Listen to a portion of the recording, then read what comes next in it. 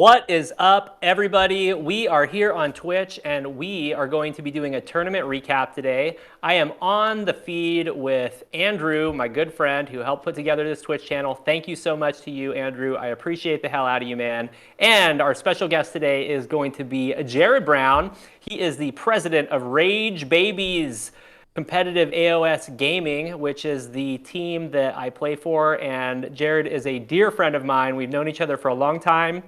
And we've been doing a lot of fun stuff behind the scenes for our YouTube channel, Battleshock Wargaming. So I'm not going to talk a whole lot more. Andrew, I'm going to give you the floor and we can kind of get into this video tonight. Yeah, why don't we open up and ask, like, what have you guys been doing this past couple weeks? Nobody cares about me, Jarod. Let's start with you. Yeah. I care about you. Last couple weeks, because I just got back from Canada, I've kind of just been settling in, but I'm still bringing my Sylvaneth up to par. It was a new venture for me, so I'm jumping into that a little bit. I'm encouraging myself to start painting, so there has been some progress there, but that's just about it. Nothing too crazy right now. Getting back in the hang of things. How about you, David? Well, we just remodeled the studio a couple weeks ago. The main cam looks amazing, dude. We got some new lighting and some floating shelves put in, so we have centerpieces instead of just a bunch of shit in the background, and that's been a lot of fun. We did get a new action camera. We've had some technical difficulties with it, so we've ordered some new equipment. I got a nice high-quality gimbal, so for those of you who maybe caught a couple videos with a shaky action cam, fear not, we're going to be fixing that. But yeah, aside from that, just building up armies, getting ready for the next Dawnbringers release. Obviously, we're going to be on top of that. We're hyped for the new edition, and obviously, I'm hyped to start doing this kind of streaming content for you guys to check out. This is available on Twitch, and it's also available on YouTube at Battleshock Wargaming, so you can check us out on either one of the platforms now. And please do consider following, consider subscribing on YouTube. It really, really helps. Andrew, let's talk about what you've been up to, buddy. You had a big weekend. Yeah, I went to a couple of tournaments past couple of weeks. An RTT, I went 3-0 with my Ideneth. I took 6 Sharks, King, Turtle, Tidecaster, and the Command Corps and some River Corps. And then I took it to, a grand tournament, Sparkle Party Deathmatch up in Seattle. I went 2-3, just to give you an idea. Yeah, I'm discovering my place in the Pacific Northwest meta. I'm firmly a mid-table terror. Like if people don't know how to deal with Ideneth, I will destroy them. But then once I poke my head up into the 2-1 bracket, I get pushed right back down into the mud. But yeah. That's something that can easily happen. The Northwest meta is pretty ferocious right now, dude. The guys out of Seattle, the guys out of PDX are all very strong players. Corsairs, Dimensional Cascade, those guys are. There's just so many good players. There's just so many good players, and shout out to both of those gaming groups for sure. Yeah, we have Matt Beasley as the TO, and we had 2 Portland guys go first and third. And the final game was Michael Toons out here in Portland and Alex Gonzalez as well. So. It was a pretty fun time. Got to hang out with a lot of guys, get to know people a lot more deeply. It was really cool. Oh, yeah. That's great, man. What were the factions on those 2 L's real quick, Andrew? I'm very curious. Or the 3 L's. So first up, I went up against Matthias's Skaven on Geometric Pulse, and I did my math wrong on Pulse and gave him I took the first turn because I wanted to give him the double. But he was Skaven with warp fire cannons, and he put a whole lot of pressure on me and just wiped me off the board. Then I played up against a really good Khorne player on Fountains of Frost, and just all the mortal wound output just across the table, the invocations, kind of made me panic and go in a corner where Scarbrand was, and I put 2 Sharks, a Turtle, and my Command Corps into Scarbrand. The Turtle completely whiffed shooting and fighting, and then Scarbrand lifted my Turtle, my Command Corps, and 2 Sharks, and it was just like, at that point, I was happy my King killed his Bloodthirster, his general. So I'm always happy when the Unfettered Fury dies. But yeah, it was a rough game. And then I played up against another Ideneth list, John Jojak, playing Morfan, and it was kind of came down to him being a 1-drop, me being a 2-drop. So he had double turn pressure the whole time, and I was like, all right. I won the roll off. I was thinking about giving him a bad double, but he just pushed forward into me. So I was like, okay, I can't really do that. So I took it, threw my king at some thralls, did a couple things wrong, and did not kill all the thralls. And Morfan just brings them all back, and then he just came into me with everything. And it was actually a pretty close game. It came down to like 6 points, almost a 1 point game. Yeah, with the last minute things. Yep. So that's fantastic, though. That just goes to show you that some things can be left to chance. And when you go to an RTT versus a GT, there's a higher variability of different armies that you're going to run into. And everybody is there to sweat when you go to a GT, right? They practice at RTTs so they can go play GTs. Yep. So that's cool, man. It sounds like you had a lot of fun hanging out with some good guys. And obviously, hanging out in Seattle is always a blast. We are going to be going out to Bremerton, which is just outside of Seattle, Tacoma area in, April 20th? 420, baby. So that should be a lot of fun. How many Rage Babies are going to be there, Jarod? Like 9 of the 30 players is Rage Babies? There will be 7 of 8. Wow. Because Dan is trying to get in, but it's proving a little difficult because it's full. If you're the tournament coordinator for the Blue Sky GT, please let our friend in. Yeah, please let him in so the Rage Babies can take up 40% of the turnout. Yeah, I have heard there are a couple of spots open, and there will be drops, so you should be able to get in. Oh yeah. All right, man. Jared's got a couple pictures from the tournament. Maybe we pull one of those up, and I want to just ask you a couple kind of pre-list questions before we take a look at your list. That'll kind of grease the wheel before we take a look at what you brought to the tournament and why it's so good. Absolutely. And hello, Rich, by the way. I see you in chat there. Hope you're doing good, man. Hey, good to see you. I'm glad you're here.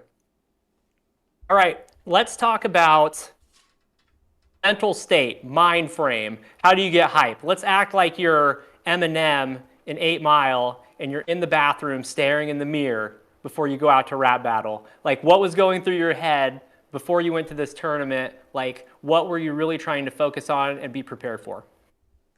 It's a great question. I thought I had them in the bag. When I teched in Pontifex, I was like, oh, this is the GHB with Antorians, Acolytes, and, Lokis, or Locuses, I should say. And I felt like that tech was the key. And then come to find out, when lists got released, about 40% of the list construction was Gotrek Gurnison. So that really that grinded me over a little bit because I know that my list is not prepared for Gotrek. And so I spent way too much time in my own head figuring out how I would navigate the little guy. Come to find out, I skipped him entirely. So I was in my head. You lucky dog. Yeah, I know. I was in my head over something I never even had to look at. But outside of that, I would have pre-gamed myself in the normal way. I just get stoked on, getting on the table, meeting somebody, getting my model set up. Like, that's what I look forward to. And then, enjoying a game with somebody. But yeah, that one was really in my head. All the Gotreks. Statistically, out of curiosity, like, what about your list versus like another list? Like, if a list is anti-Gotrek, what do you typically see versus like just like your list, for instance? If I knew ahead of time, it would be a Skink Starseer. If I knew ahead of time. Yeah. If I had the inside info, like some precognition to the fact that most of the lists would have been Gotrek, I would have brought that. But given what I faced in the tournament, I'm glad I didn't. Because the Starseer only fits that function, really. Mm-hmm. I like the 2-cast. That's great. Pontifex does work. 1 sec. My cat's being an idiot right next to me. I'm going to open the window. Little meow meow. Be right back. Right on. Okay, so I've got another question for you while Andrew's taking a break here. Aside from Gotrek, were there any other matches that you were worried about or armies that you were worried about getting paired up against? Another great question right there. Real quick for Ridge there, you have that right, my friend. It is the luck of the draw with matchups. It definitely has a huge factor. You could just run into your worst matchups ever and take a bunch of L's off that. So I did have the luck of the draw there. But as far as factions were concerned that I wanted to avoid, if we're putting the Gotreks aside, it was definitely KO. And I'm going to say he's my rival. I like to say Tom Guan's my rival, but I can't seem to get a W against him, so maybe not. But my rival, Patrick Hudson, has KO, and KO was something I wanted to dodge entirely, but I couldn't dodge him, and I couldn't dodge Patrick either. But and we'll get to that later. But it was mostly KO.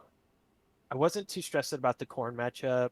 I mean, Corn, you just really have to focus on stopping their tactics, especially in the early game, and then they're trying to stop yours at the same time. And I didn't want to face something too hyper shooty. I didn't want to go into any Slanesh or anything like that, where Bliss Barb Archers are just pegging you with a bunch of shots. I think it was just KO. KO was the only one I was really stressed out about. Nothing else was really on my radar unless you hit like one of those gimmicky lists like monster trucks or something, which wasn't very present.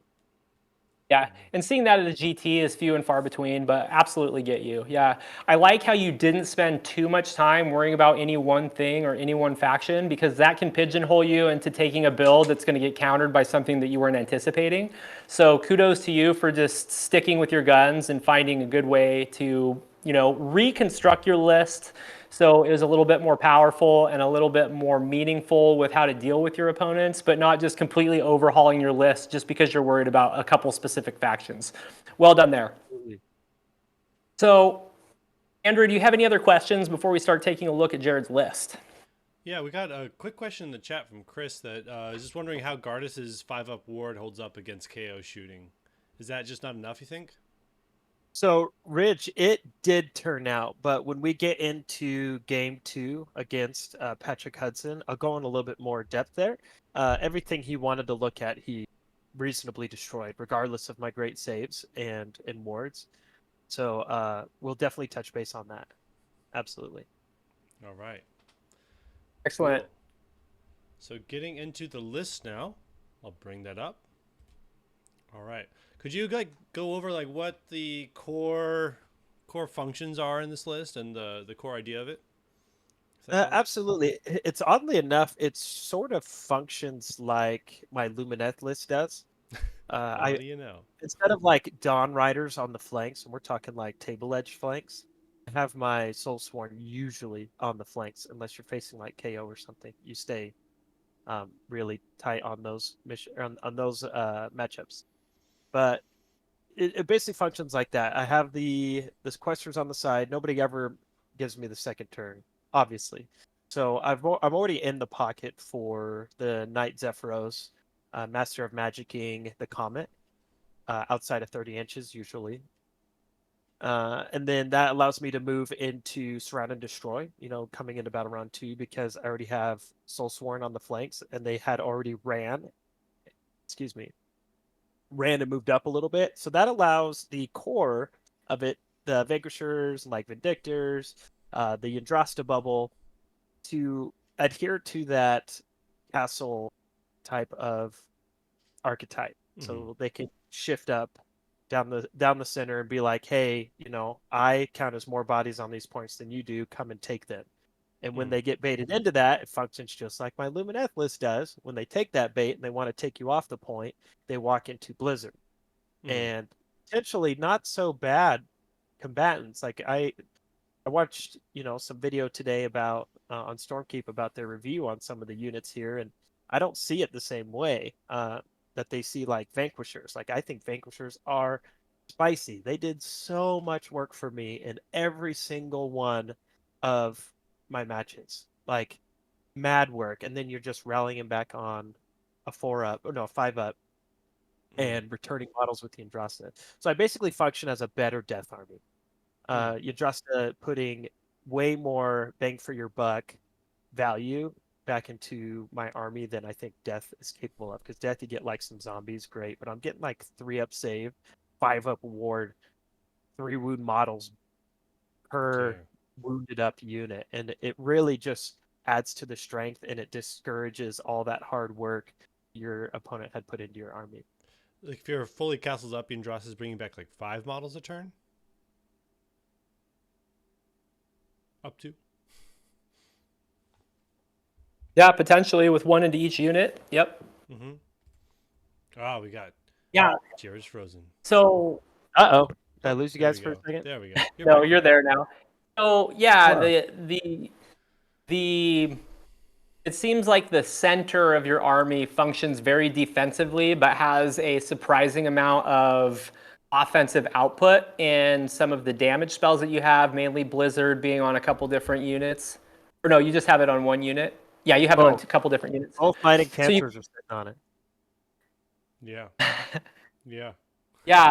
So you're in a good place defensively. You've got an auto unbind with the Knight Incanters, which is huge, right? Being able to stop 2 spells, just point at them and say no in every single battle is really, really big. Absolutely. Before we get into too much farther into finishing the list, I do want to ask you, after doing so well at LVO, what prompted you to make the change to the Pontifex and the Everblaze Comet? Obviously, it's a fantastic pick when you think about the tech that's involved with that, but how did that idea come about? Did you get some ideas from some other people? Did you play test it? How did you decide? So first off, I don't think GW is on to me, but I have a feeling they're on to me because every time I'm like play testing a rough draft, GW ends up battle scrolling points reduction. Like the most recent one being Blade Lords and the Twins. Like I was playing with Twins at like 240 points and Blade Lords at 130 or 140. And then a few months later, they drop a GHB, they drop the Blade Lords, they drop the Twins. So They just here need to we are. stop dropping points. They got in Lumineth. The Lumineth is so good. Like, I don't understand it, man. Every time I see points drops, it just makes me laugh. Like, but that's my personal opinion. There are some areas that I'd like to see change. Like they should look at the Wind Temple a little bit. But at LVO, I was playing the Soulsworn already, and then the list was a little bit different. I was running the Lord Arcanum that time to get my endless spells to move a little bit further. And so when the GHB hit and my Soulsworn got 20-point reductions, I was like, we're great. I went 4-1 with them already, thinking that they were fantastic at the 230 range. And at 210, I was like, what have you done? They're stupid good at 210, dude. What have you done?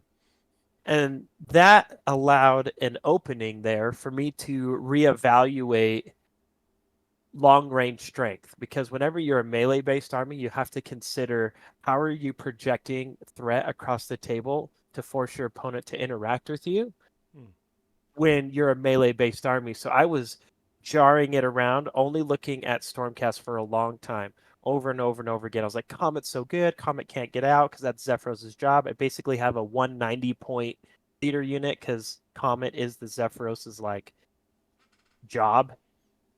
Mm-hmm.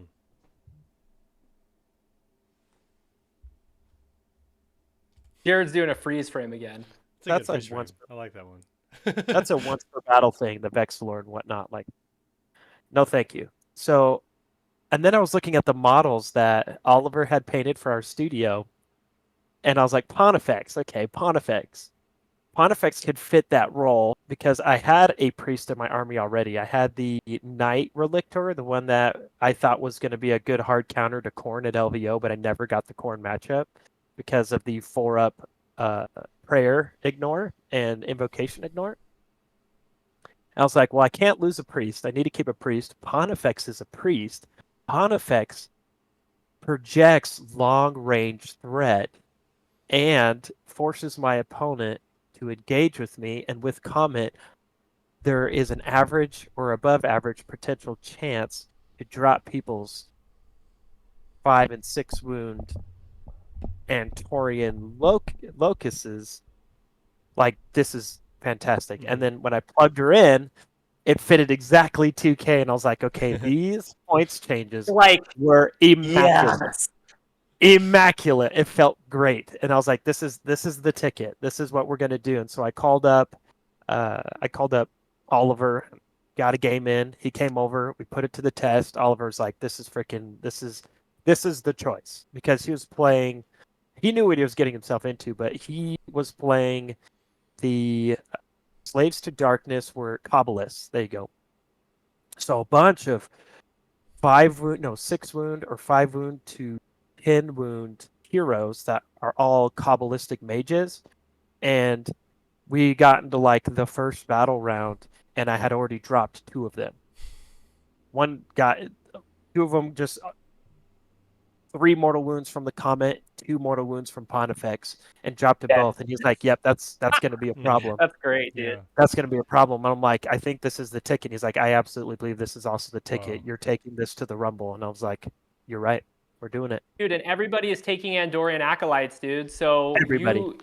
you're gonna break their battalion in 1 or 2 battle rounds, and they're gonna lose their Andorians like pretty easily with the tech that you've built into this. So yeah, it's definitely kind of like, I feel like it's like a counterculture of the GHB. It's like, oh, that's what you're doing. I'm going to do the opposite. And I really like that. I've already touted how good of a list builder you are, and I like how your lists are so diverse and you take time to put effort into them instead of just trying to net list or follow some meta list that another person's playing. So kudos to you on that. Thank you. Yeah, maybe I 5 also, or more. my last note on it, I just want to say one last note on it. The also huge justification for Pontifex is the fact that she didn't get nerfed. She still is the exact same. She's at 180 points, and the moment you drop one single locus, you, in my opinion, because this is how I'm thinking. I know the math doesn't check, so all you mathematicians out there, I know you're gonna like be like, "Okay, Jared, shut up." But to me, if she can drop one locus, she made her points back immediately. Immediately. The moment I'm like, one locus is dead, Pontifex is now paid for herself. One thing I was kind of thinking about looking at that was the idea of like breakpoints. Is that if you had just Pontifex or just the comet, it seems like that's something people can recover from, kind of deal with. But when you have both of them going at the same time, it's enough wound sustain output that you're going to continue to drop people, and that's an inflection point essentially for how things are going to end up going on the field.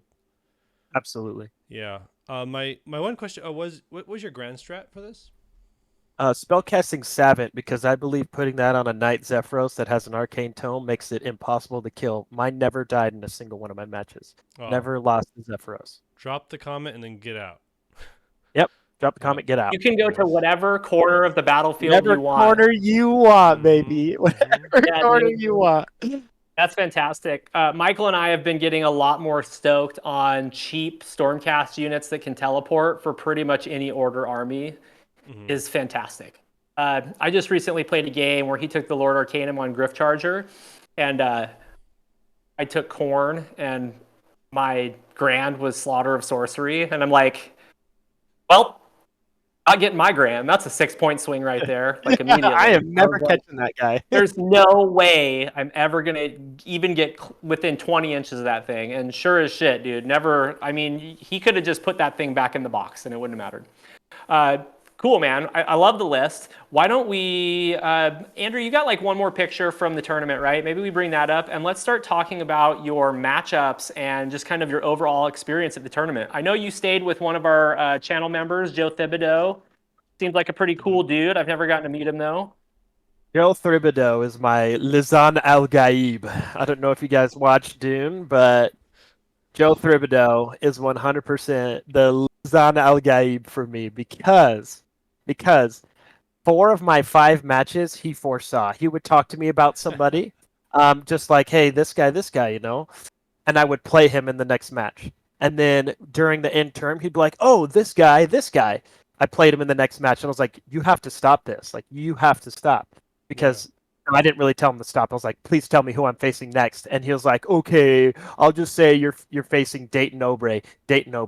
Wow. I was like, you're kidding me. Like, he could tell the future, man. He could tell the future. Not for himself, he admits. He's like, dude, I can't do that for myself. I wish I had that kind of luck. But for me, he could literally just mind out my future, and it would happen 100%. Love Joe. He and his girlfriend helped me or let me stay with them while I was in Calgary, and it was the best time ever. Like, we formed great bonds of friendship out there, and I could not be more thankful for him. That's awesome. Big shout out to Joe there. Joe, let us know when you have a son so we can make him God Emperor of Mankind. Yeah, no kidding. And I also want to thank Joe Thibodeau for sending us the most Canadian gift I've ever gotten. he DM'd me one day. This was a while back, like a year ago. He DM'd me one day and he's like, "Hey, I sent something to the studio for you guys." And I was like, "Cool," and I didn't know what it was. And it was some fancy maple syrup. Some fancy maple syrup, my man. Yeah, fancy maple syrup, dude. I actually need to go get a power bank for my microphone so it doesn't die midstream. So I'm gonna go grab video evidence of this syrup that he got for us. I'll be right back. Oh yeah. That's awesome. Berta, welcome to the chat, my friend. Berta. Building a list for tomorrow night. What are we playing, Ferda?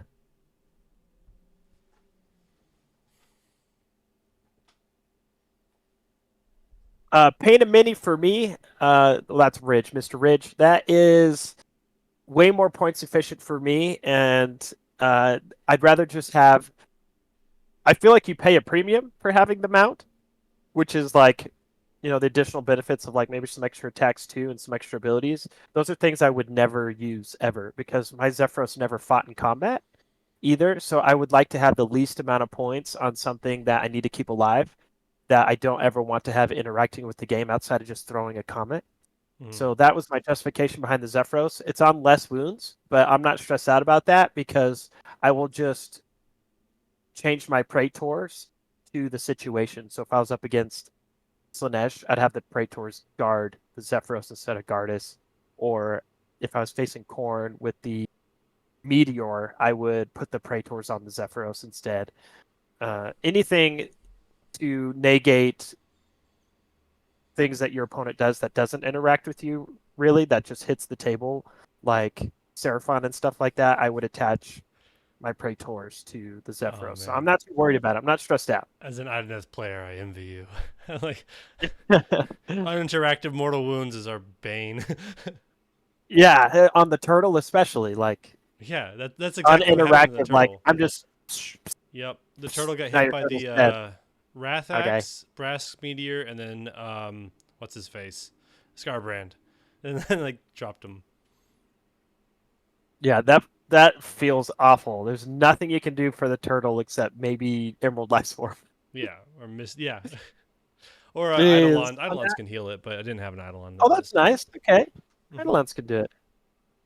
On that note, with the Praetors, that's a really interesting thing to touch on, is that you can pick and choose who you're going to bodyguard game to game, right? Absolutely. Doesn't have to be caked into the list.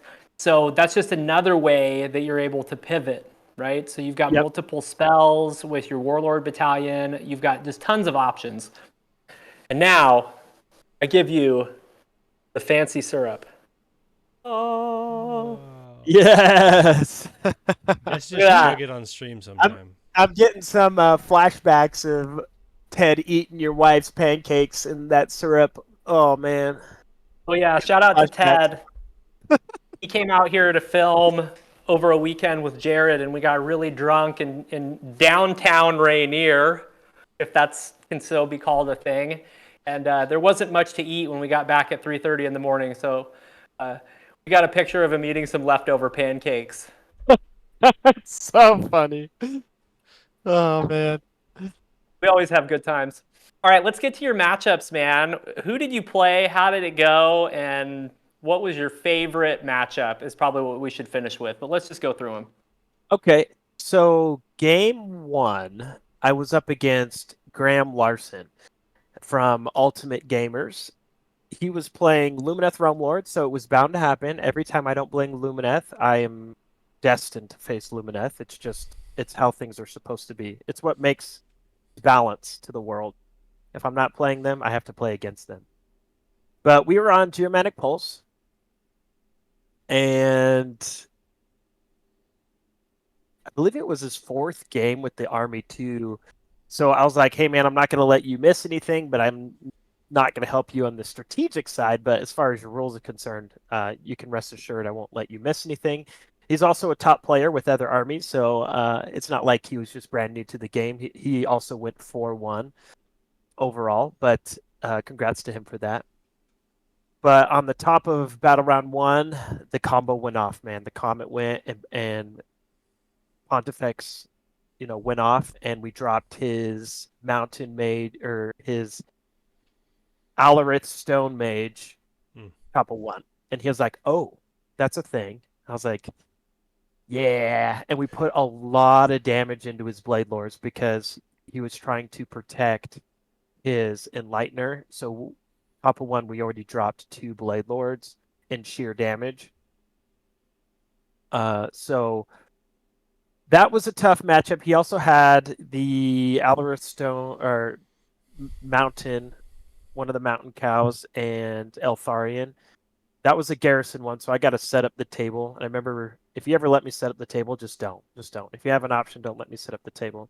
Because I'll put a garrison on objectives, and that's what I did. And I knew he had a cow to crush the thing, but I didn't know how far he was going to take it. So when there was when I got close enough, I set up just right to where as soon as I started my movement from my deployment zone, I could hop right into garrison. So I already had 15 bodies on point with one of my 18 bodies with my Soul Sworn right out the gate. So I was already forcing him to try and take me off points.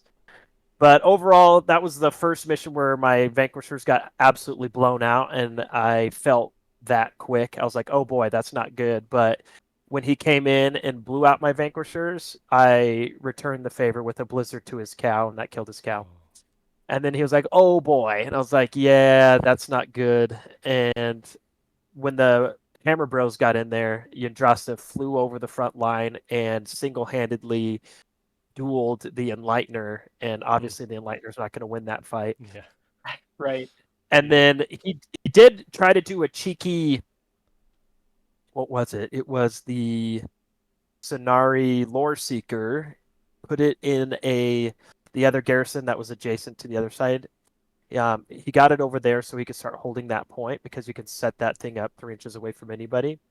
And it didn't get to interact either, because by the time it played a part in the game, Pontifex had already killed it. So that also hurt really bad too. That it was still a great game overall. We talked a lot after the game. He helped. We were tossing strategic ideas around for his matchups and stuff like that. He didn't know I was the LRL guy, but he was like, "Oh my god, that's where I've seen you from," and we had just shorted the shit through every matchup he was going into. But we finished that game 30-14. Oof. Yeah. Sounds Nice. like Stardew Valley. So you had a really good start. Yeah.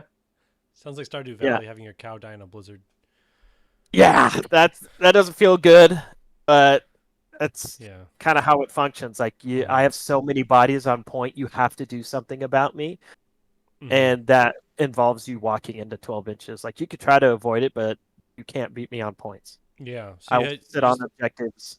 You just ask so many questions of your opponent. Like, can you deal with the ranged output? Then can you deal with stuff coming in? Then can you take a blizzard to the face? It's so many questions. I'm glad you put it like that, Andrew. It's so many questions you're asking yourself. It's like, if I sit back, I lose. If I go in, I lose. Where do I draw the line? Yeah. Like, what do I do? But game 2 was a grudge match. So this is Patrick Hudson from Grudge Bears. So I played him at the Utah GT this year. I think it was in February. And we went to the finals together. And he was playing Slaves to Darkness at the time. And this was at the height of Lumineth Power, when I was playing my Lumineth list back before they snuck that. Oh yeah, the Helon Castle. Yeah. No, not that one. Not that one. It was Blade Lord Power, height of Blade Lord's power in this new GHB, before they snuck the Slaves to Darkness errata in their FAQ that said you could no longer pass Lizard ones off to your bodyguard. So, which, by the way, baffles me why they snuck that in a Slaves to Darkness book like that. That sucked, because how was I supposed to know?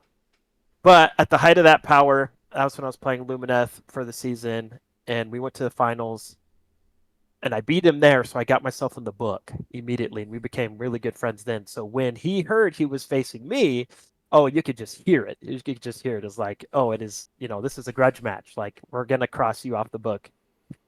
So he was playing KO this time, so I was a little nervous about that, because I told you, KO was a bad matchup for me as is. But this was on Lines of Communication, which was definitely a favorable matchup for me because it doesn't have points he can really negotiate because they're all down the center. Mm-hmm. So I can just hold 2 and be like, well, you can shoot at me all you want, but I'm still in the middle and you're not. So his initial volley was as painful as you could imagine. So he made me go first, obviously. And when he shot his initial volley into me, he removed, with a 5-up board and a 2-up save, because I did all at defense, removed a whole team of my questers and half my vanquishers. But he knew he needed to go balls to the wall because he said that. He's like, I am playing for my double turn. So he got everybody out of the boats. It felt like to me, it's not that it really was because he would never cheat, but it felt like to me everything had 2s and 2s. He was like, Thunderers, it felt like 2s and 2s, and he was like, the boat, 2s. It just felt like that because he had so many ways to give all these bonuses with, because Karajan just have add rend to this, add wound to that, all these different things. So I was just accepting the volley. And so at that point, I was like, okay, we both looked at each other. And I was like, if you get the double turn, you're probably going to blast away most of my value here. He didn't. So because he did not, I had already moved up close enough to start charging most of his front line, and we blew out all of his screens. Like I got a cheeky 9-inch charge on one flank where I teleported the Soulsworn over there, and then got the 9-inch charge and blew out a bunch of those battle line dwarf guys. And then on the other side, we were able to sever the chemist, the admiral, and another battle line unit. But I guess with Paragon Overlords, you can redeploy back into your ship. Blew my mind. KO have so many crazy rules. I was like, I didn't know you could do that. He's like, absolutely, KO. I was like, shoot, because I was banking on getting a good charge on the Thunderers.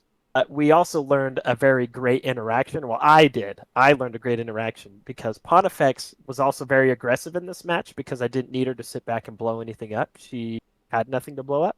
So I was very aggressive with her. But when Pontifex is near a ship, it hits everything. Her mortal wound within 3 inches thing hits the crew, hits the heroes inside, hits the ship. So it just pulses. It pulses. So like you get the beginning. Spies.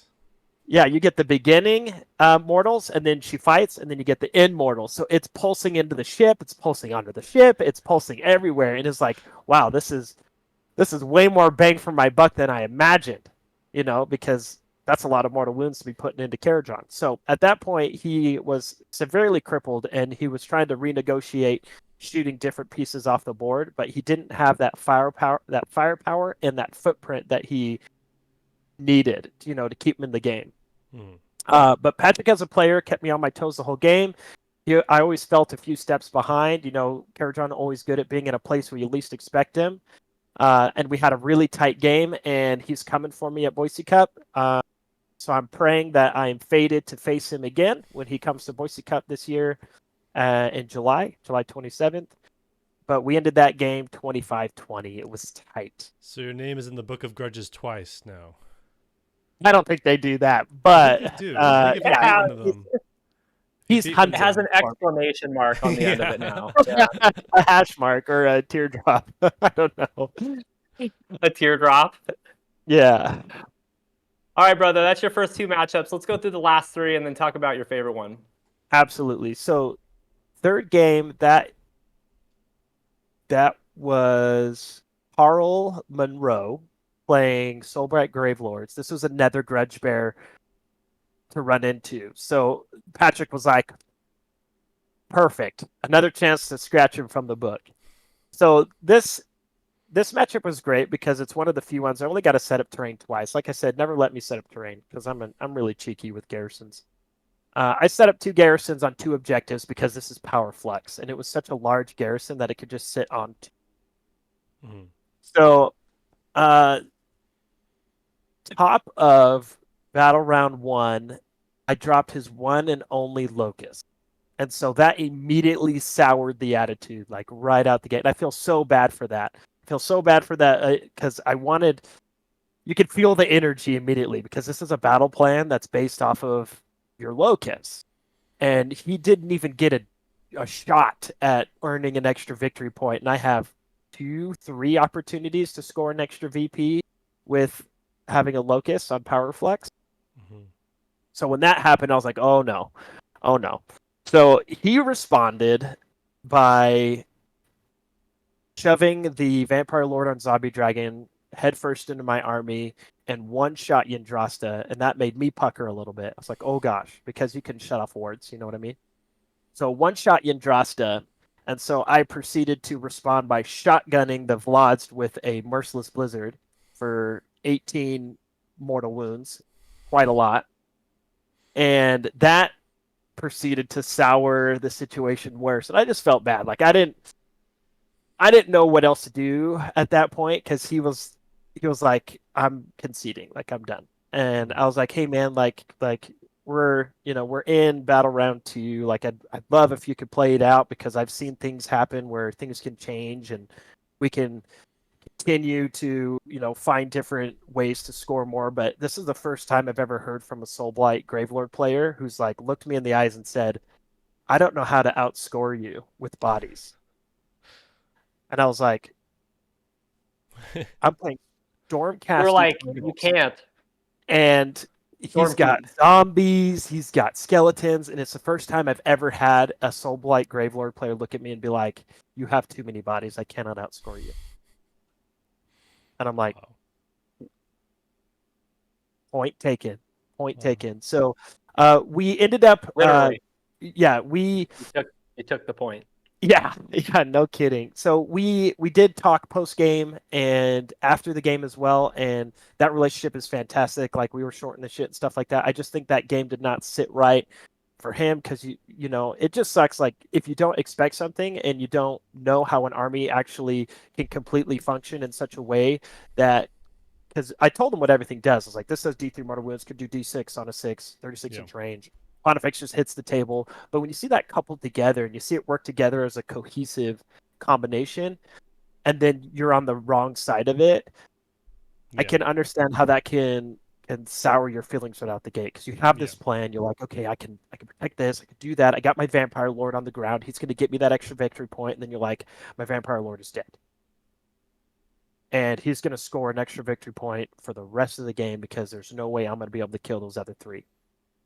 No matter how we move these objectives around and activate Evander, but and he's got a ton of bodies on objectives, and I can't do anything about that with skeletons and stuff like that. So a note on that. That was something that I found is that when you get tilted or you get salty, you get frustrated, it's almost always because something in your expectations did not align with what happened. Like, I got myself tilted in one of my games. It was game 2, I think, into Night Hunt, and I a Night Hunt can be a problem for Ideneth, and so, but I was like, okay, if I can make sure I get the double turn, I'll be fine. And so we were both 2 drops, and I won the roll off. I'm like, all right, I'll be the defender, and I forgot which one was the one that like deployed first, and that got mixed up in my mind. So my whole time I'm assuming I'm going to be able to declare it, and he goes, "All right, I'm giving you the first turn." I was like, "Wait, what?" And took me a few minutes, because at that point, like I was like, "Oh no, I'm going to lose this thing," and So like those are the moments you gotta look out for. Like, what are your expectations? Andrew, that's all you, dude. No, that was all me. I'll go ahead and be defender. That way, I get choice. Oh wait. That was not my best moment. That's funny, dude. I was like, can we like redeploy? No.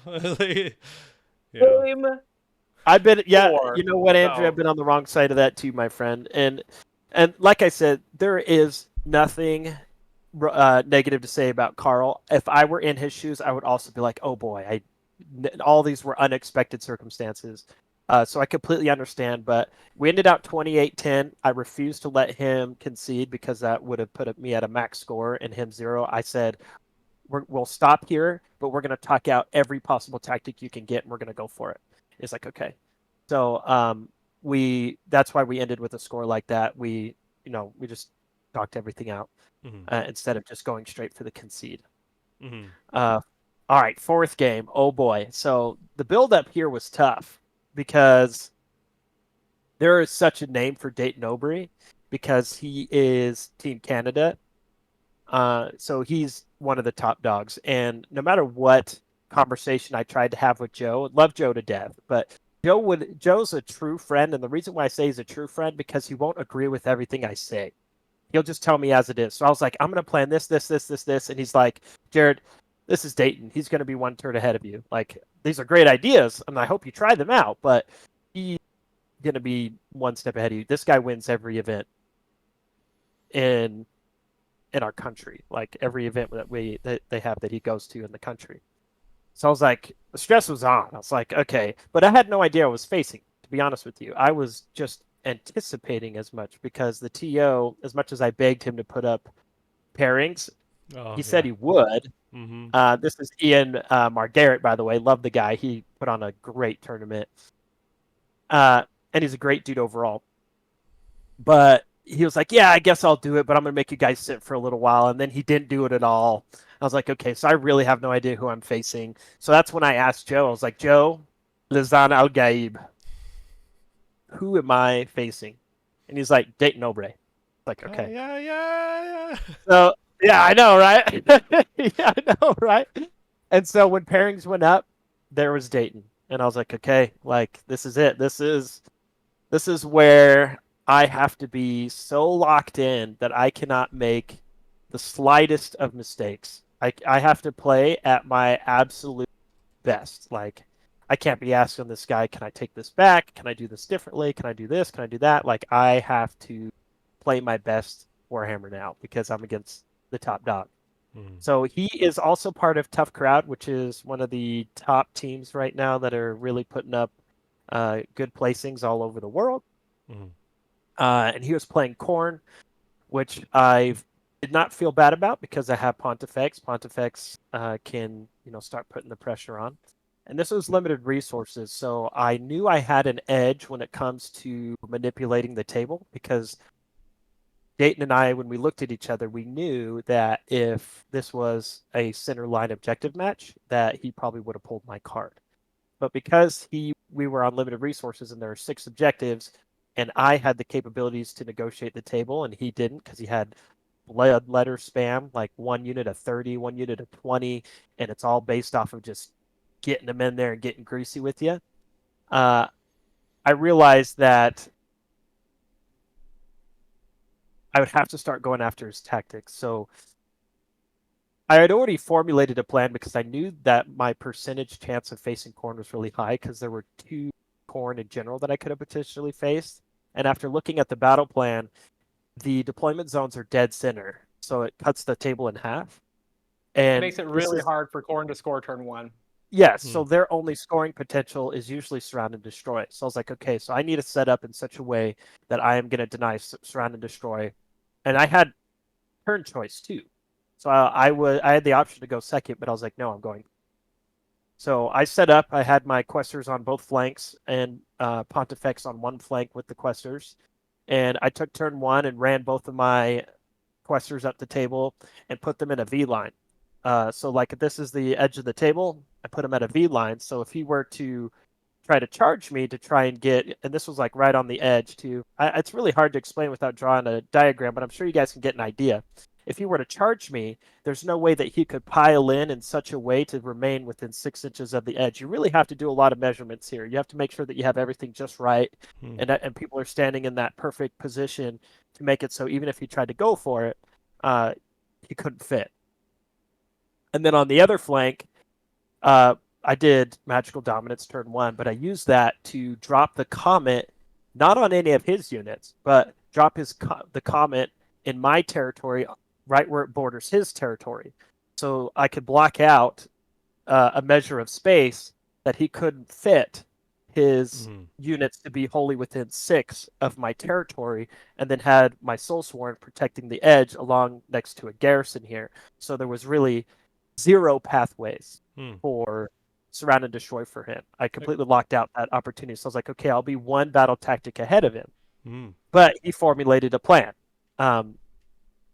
By the way, Dayton already was in my head with his distraction factor. The dude showed up in a cotton candy romper with cotton candy booty shorts. The dude was hot and ready like Little Caesar's Pizza, like right out the gate, dude. And he was like passing me beers. And, I'm a lightweight, David, so I can't drink a whole lot, and top table cookies, he'd call it. So the dude was like already had the distraction factor going. So for me to be so locked in was like tough, because this is probably a guy I could hang out with had I, given some time to talk to him. That was something I was stressing out mid game, but we'll get to that later. So he formulated a plan to pre-game move one of his the bloodletter hero, Bloodmaster, up the table, and then that Bloodmaster would grab me and pull me in, because he was going for into the maelstrom, right?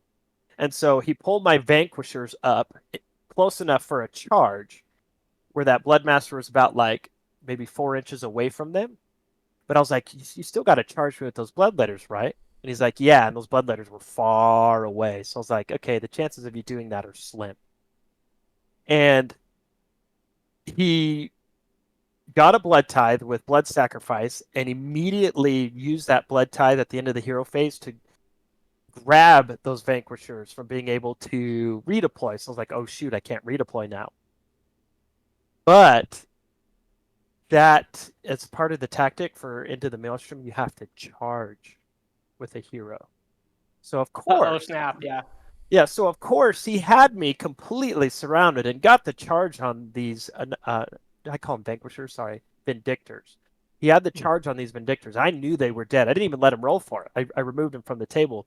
So he shot at me, got all of his charges in, and then he was like, shit, like, I messed up my battle tactic. Like, the only other Bloodmaster he had that could have charged me, he sent off in the other direction. So I think he had checked the box when he murder lusted the Bloodmaster into me. He was like, okay, I got a hero in there. Now I just need to charge the battle line. So that dropped his turn 1 tactic there. And then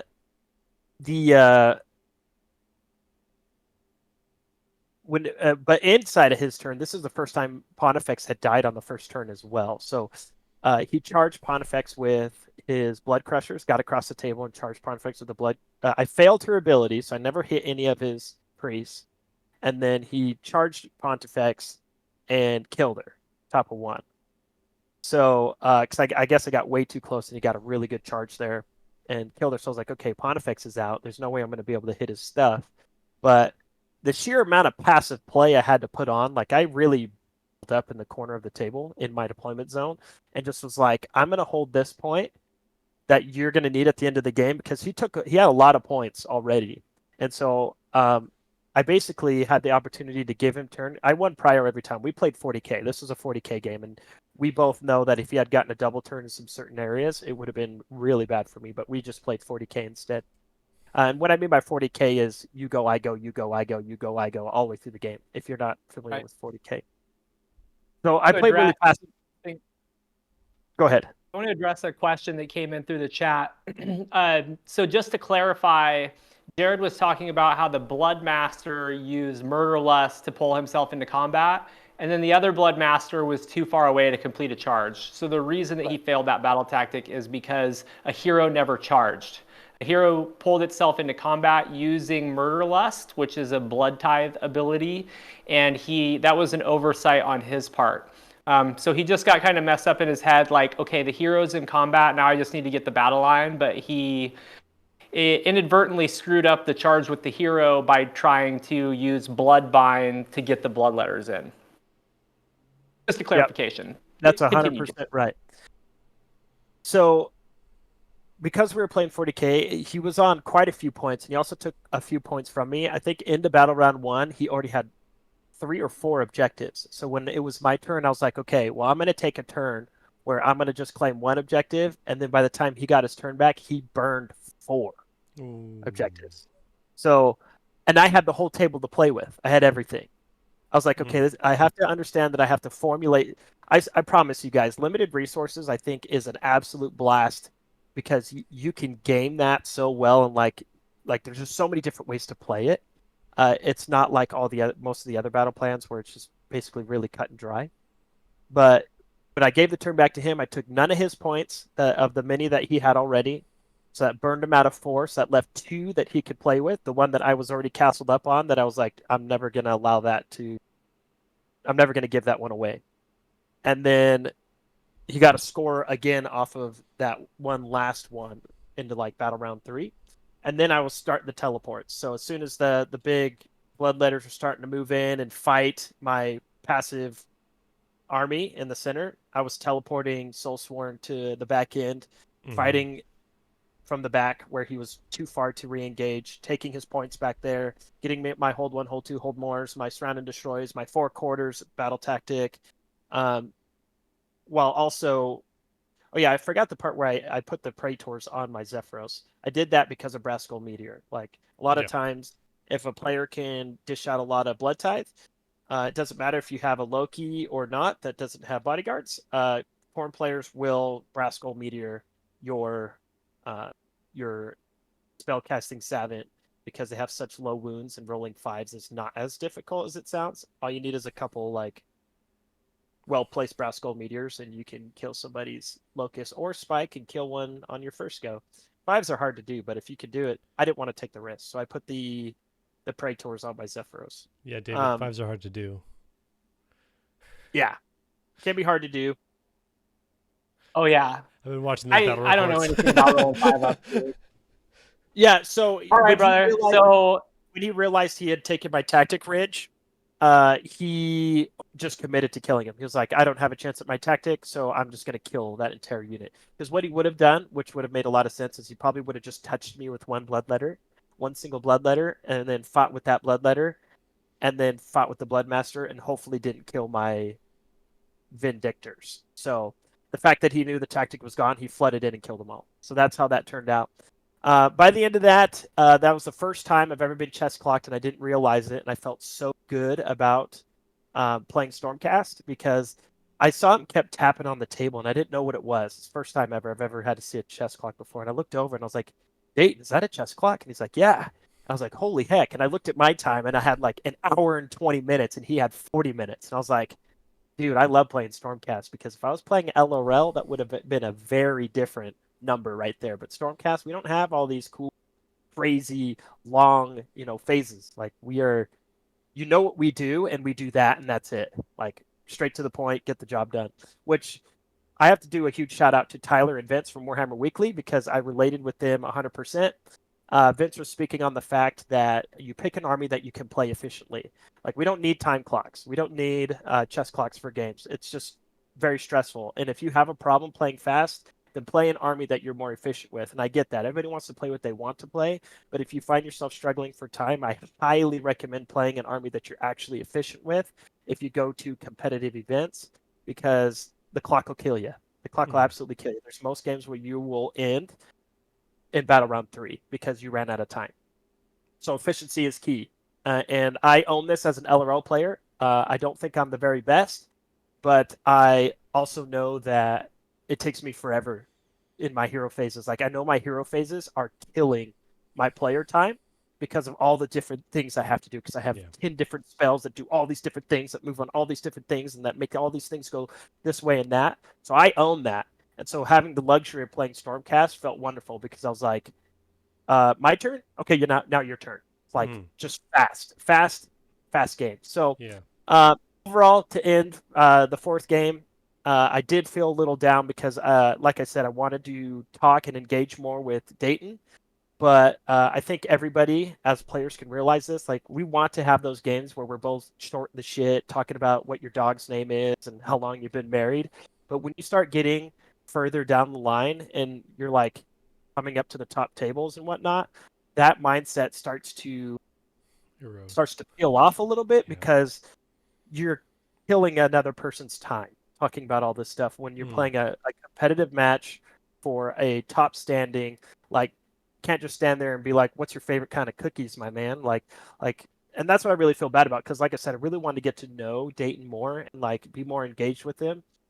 But I never really had the chance to do that. But it's real kudos to his character because even after we ended the game, which was like 26-17, it was like we were best friends. And he looked me in the eyes and was like, Jarod, just so you know, this makes us friends now. And I don't think he realized how much that really meant to me. Like even after the game that, turned out the way it did and I was so hyper-focused, like the fact that we could have a relationship post game, and like he would grab me, put his arm around me, talk about my next games and stuff like that.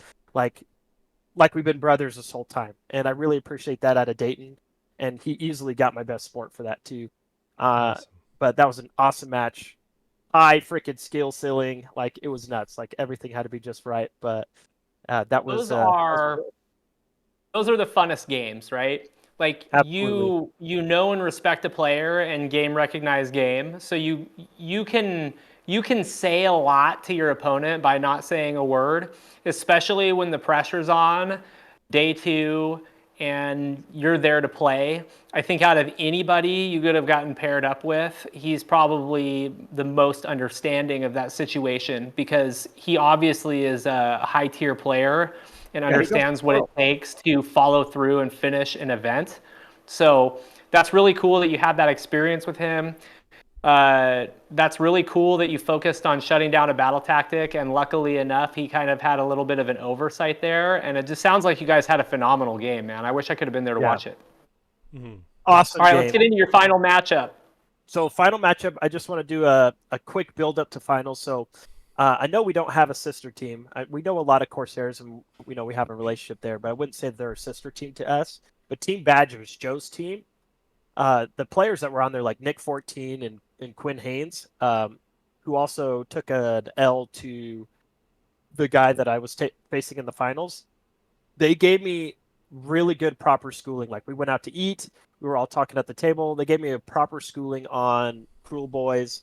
Not that I didn't have a lot of knowledge, because I've played with Kadar, who's a local here, and we're kind of looking at Kadar more closely on a team perspective. But That'd be fun. he plays Cruel Boys, and so we've been hammering some games out, so I have a basic understanding of them. But just that feeling like I was on their team like this whole time, because it felt like having the Rage Babies there. Like everybody was very supportive, offered me, hey, just so you know, this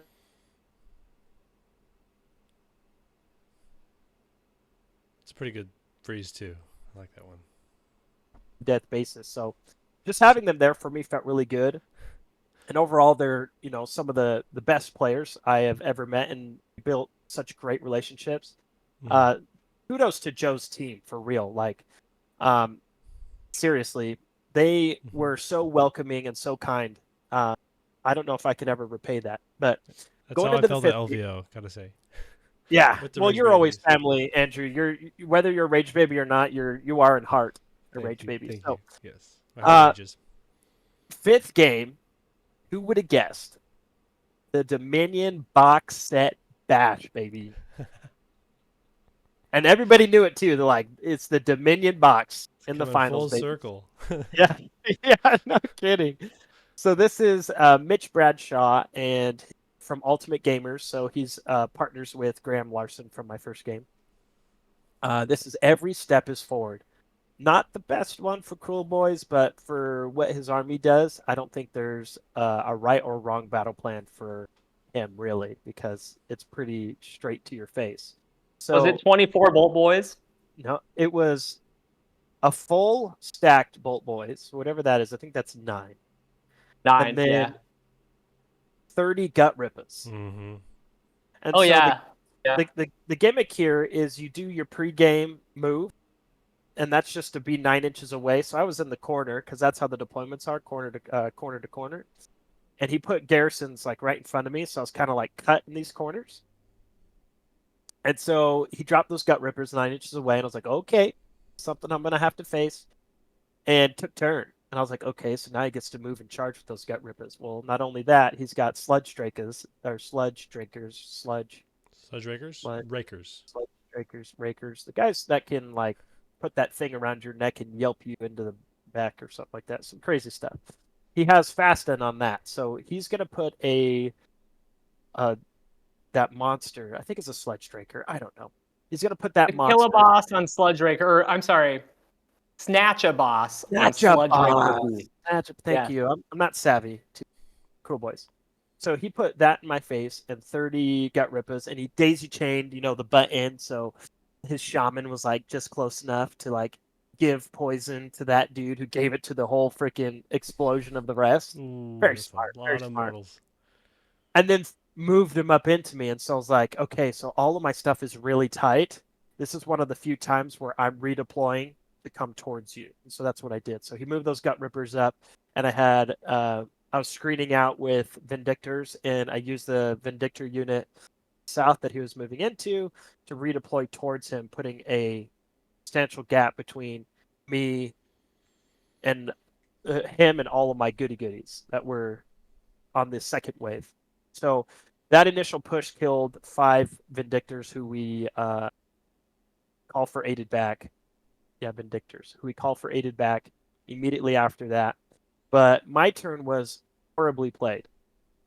So when he gave turn to me, I was like, into the maelstrom. It's like I was reliving Dayton Obray's situation. Like, this is the first time I've ever got to do into the maelstrom on the first battle round. You rarely have that happen, ever. But instead of charging with my heroes, I got them into that garrison. Well, that garrison was also in base contact with that Snatcher boss. And so, yeah, completely brain fogged. So, at this point, in my 5th game, I'm mashed potato brains already, making kind of plays like this. Yeah. So I charged him with the battle line, which were my vanquishers from the north, and then got my heroes into the garrison. I was like, oh, well, I just failed my tactic. Well, we get to combat, and he's like, well, I'm just going to crumble that garrison. And I was like, yeah, you should.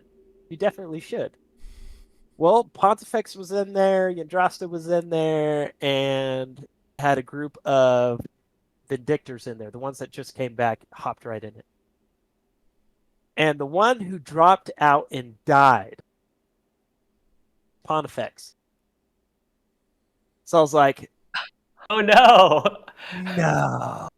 And I'm pinned in, and I have one objective by me. So I'm only taking one.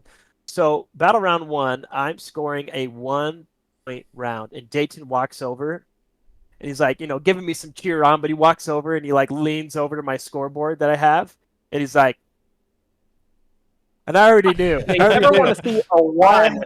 I already any knew. battle round in a GP. I think it was comeuppance. I think it was comeuppance for Dayton's first turn, and I'm reliving it now. And so Dayton was like, he walked over, and I know he was talking with his friends a little bit. He's probably like, yeah, Jared's in a little bit of trouble. So a 1 VP going into battle round 1. And Mitch into battle round 2 does intimidate the invaders, but moves nobody across the line. Ooh. So whoops. Mitch and I our brains are like mushed at this point. So he finishes his turn, and I'm like, how much do you score? And he's like, hold 1, hold 2, hold more. I was like, yeah, you didn't move across the line. It's like, yeah, I didn't move across the line. Like, so there's a chance. So I'm at 1. You got 2 of your 4 points back. Yeah. So he scored a 3-er. And then that's when things started to take a turn for the worse. So in melee, the Gut Rippers did not stand a single chance against Vanquishers. I was carving pumpkins through them. And there was a point where he was able to commit enough assets to kill me down to my didgeridoo player or my hornblower, and the hornblower rallies 5 more back, and then I place 1 with Yandrasta back in there, so they're almost back at full strength again. And so I was like, and I'm like, okay, and they're going in for round 2. They're going in for second. So when they went into the Gut Rippers again and charged again, they it was a slaughter fest on them. So he was like, okay, I got to make these big moves now. Like, I dropped the hero really quick as well. I think the monster didn't eat a blizzard. The monster died to hero damage, but now he wanted to get Gobsprak in the fight and his second wave of Snatch a Boss. So Gobsprak came over. Gobsprak was trying to, get the job done, and got too close to my Incantor, who shotgunned Gobsprak for 16 mortal wounds on a blizzard. So removed Gobsprak, and then the Snatcher boss he had left took a charge from Gardus, Yandrasta, Vindictors, some Vanquish.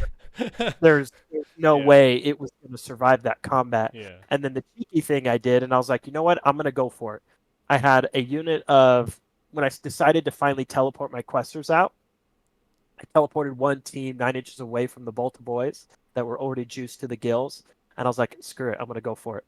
I nailed the charge. I got it. His Unleash Hell removed 3 of the Soulsworn, and the Soulsworn absolutely annihilated those Bolt boys on their 6-up save. It didn't matter that he killed 3 and put it down to 3. It sounds about right. Yeah. It You didn't could matter. probably kill a unit of Bolt Boys with one Buster Soulsworn model. I think you have that right. Yep. So that was great, and that's what really started to turn this down really quick, because he was losing way too many of his assets one after the other. So we called the game, left Grand Strat open for Desire, and then Dayton runs over to me and he's like, Jarod, you cannot leave Grand Strat open for grabs. You have to decide it. And I was like, what do you mean? He's like, if you don't decide the Grand Strat now, you're going to tie with the second place guy. So I call Mitch back over and I'm like, Mitch, we have to figure out this fight. So your Grand Strat is to have a battle line and a hero in my territory, and all you have is this 10-man unit of who are the Hobgrat dudes? Are they Hobgrats? Hobgrat Splitters. Yeah. So Splitters. So the Hobgrats were in my territory, and the only things that could charge them were Gardas, Yndrasta, and Vindictors. These Vindictors are doing work. And so he was like, okay, let's see what your charges look like. So I made every single charge, and he was like, I'm not even going to let you roll that, because Gardas and Yndrasta and Vindictors into 10 of those little guys it's a slaughter. So yeah.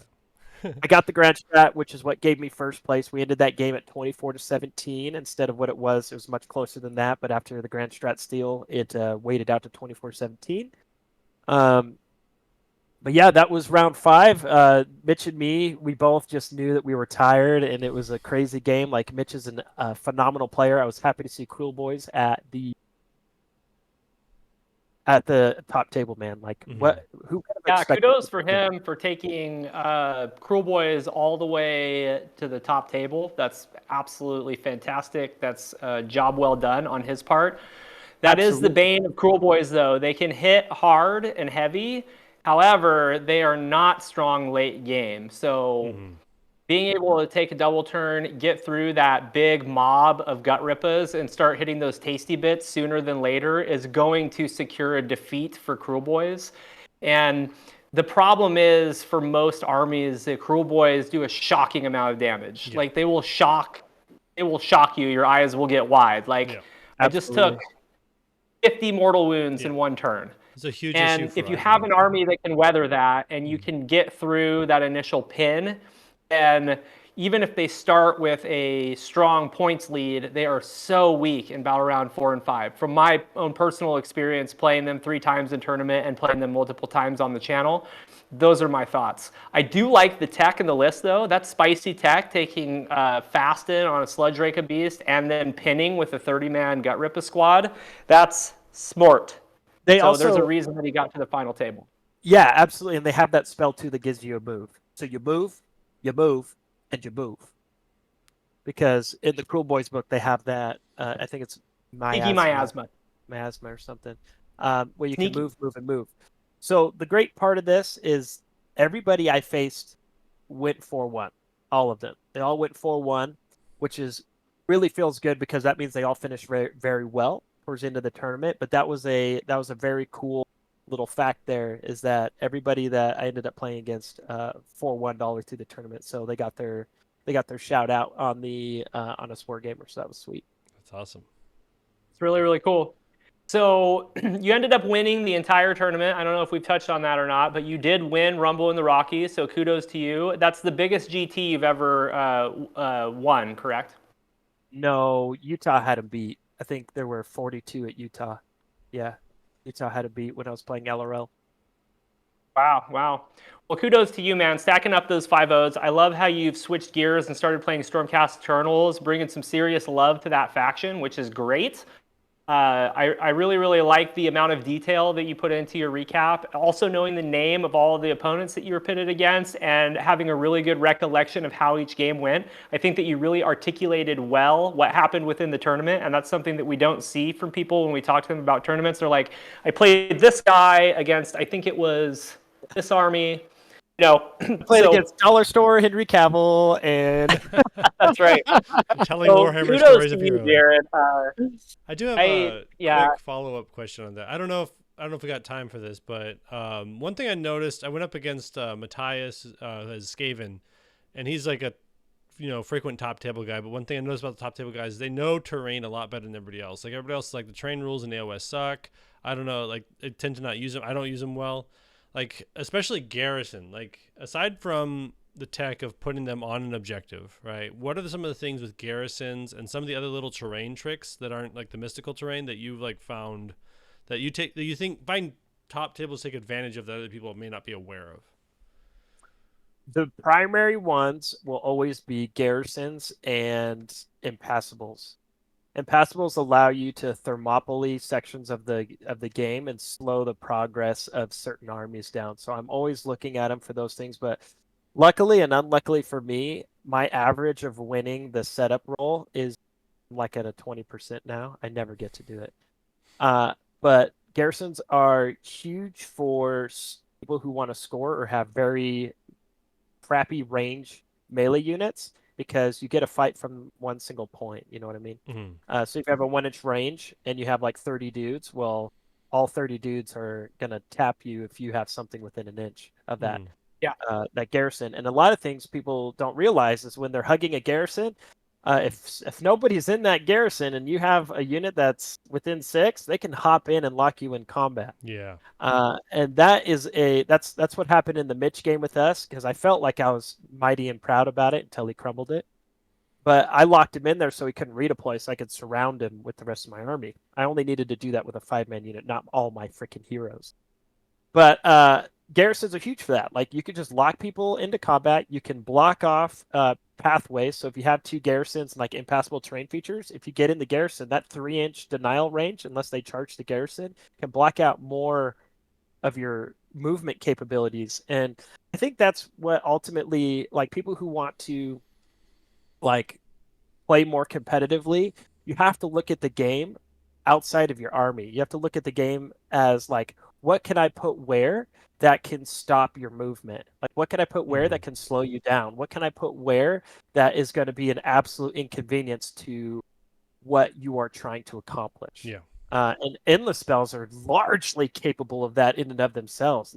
They could just absolutely deny what people thought they could. Like they see a hallway and they're like, oh yeah, I could just walk down that hallway.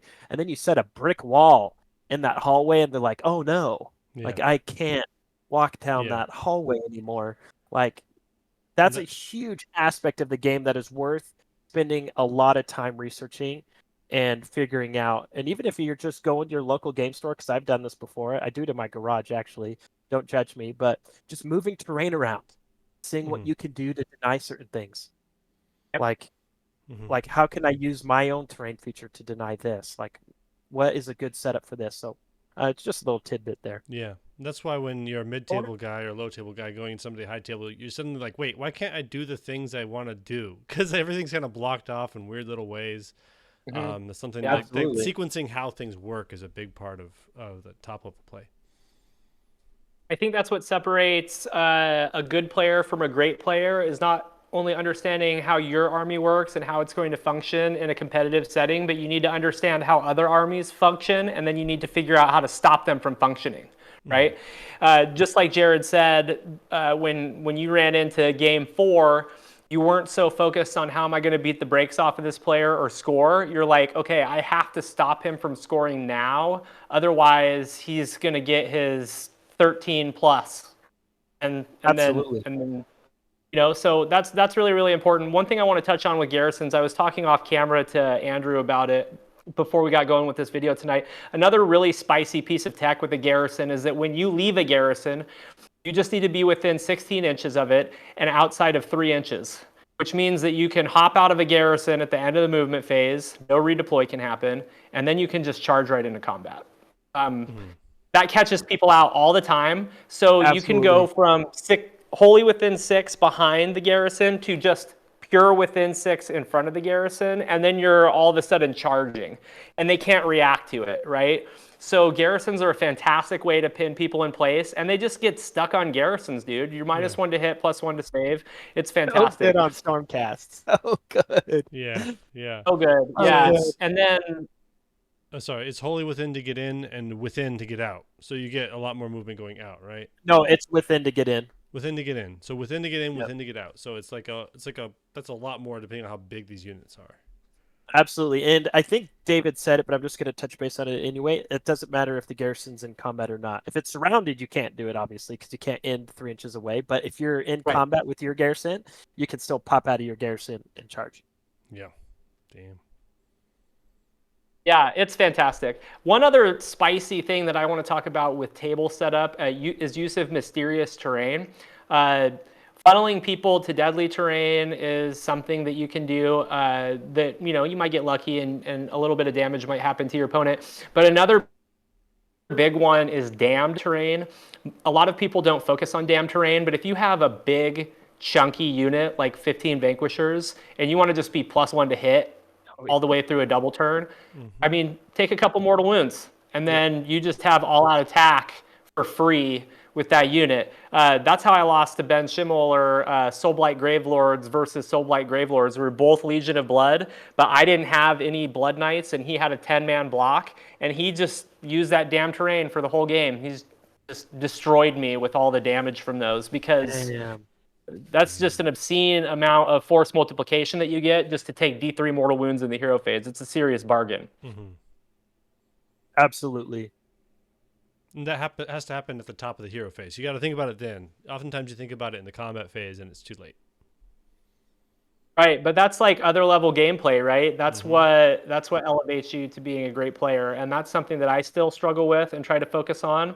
Knowing every army is a good start, but then knowing how you're going to react in every different situation takes skill, and it takes a lot of thought. Absolutely. Jarod, I am so happy that you were able to make time to talk through your tournament with us. I've had an absolute blast. I am so stoked for us to start doing more Twitch content. I hope all of you viewers are really enjoying this, whether you're watching it on Twitch or YouTube. If you're on Twitch, please consider giving us a follow. We want to grow this Twitch channel as quickly as possible so we can get you more quality content. And obviously, go check out our YouTube channel, Battleshock Wargaming. And we just got tons and tons of good stuff on the way. Andrew and Jarod are playing an active role in us building this channel, so keep an eye out for lots of spicy new content coming from all directions at you, like this. And hopefully you don't get tired of our faces too quick, because we want to be doing this for a long time. So thank you to all of you. Do either of you have anything else to add at all? I want to say thank you to David and Andrew as well for also putting this together and having the interview as well, and everybody who is today. Really appreciate each and every one of you. If it wasn't for you guys, we wouldn't be doing all the great things we're doing. We appreciate you. Yeah. No problem. Thanks so much. The only thing I had to say is like and subscribe, follow us on Twitch, do all the things. Yes, do all the things. So we're going to wrap it up for right now, and we will see you guys real soon in either another battle report or spicy stream on Twitch. Stopping now.